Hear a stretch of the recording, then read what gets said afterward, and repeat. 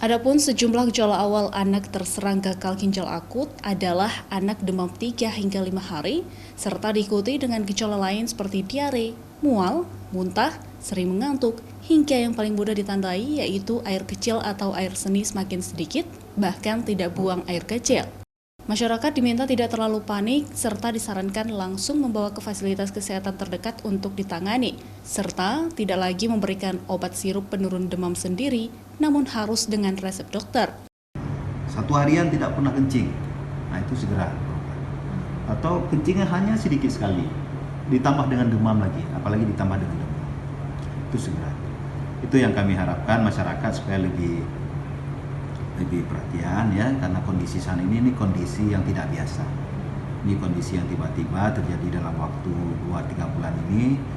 Mudah-mudahan ke depan kita berharap ini tidak ada lagi. Setelah ini diputuskan dulu pemakaian obat sirup, kalau memang ini terbukti setelah putus obat sirup ini tidak ada lagi kasus, kemungkinan kan dari obat sirup.